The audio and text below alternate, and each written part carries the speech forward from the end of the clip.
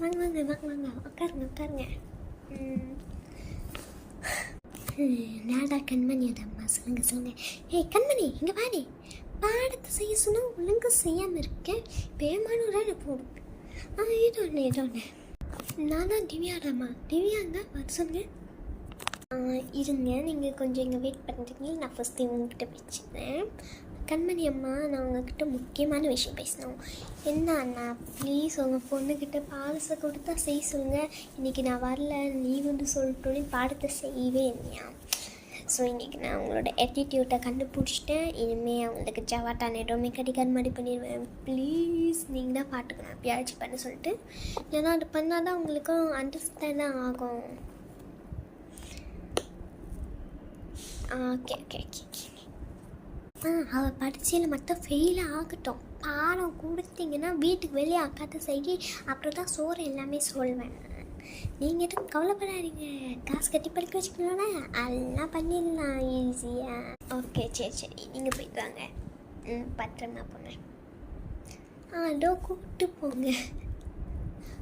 Okay இதோ திவ்யா அம்மாவா நான் சொல்கிறேன் தான் பண்ணாருக்காருங்க.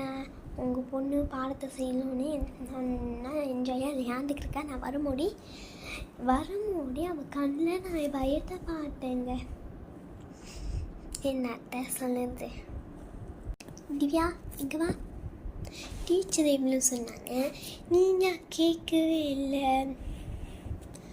எப்போல்லாம் இவள் காய்ச்சல் சளி எல்லாம் போய் சொல்லிட்டு வீட்டில் இருந்துட்டா. அதனால் நீங்கள் எந்த கவலைப்படாதீங்க. அதான் வாட்ஸ்அப்பில் ஏதோ டெலிகிராம்னு ஒன்று இருக்குல்ல, அதில் அனுப்பி விடுங்க. பண்ண சொல்கிறேன் நான். வீட்டில் காய்ச்சல் சும்மா தான் கற்றுப்பா. ஓகேவா? நான் இப்போ கூப்பிட்டு போகிறேன். வீட்டில் போய் கம்பியில் சூடு வைக்கிறேன். அப்புறம் சரி.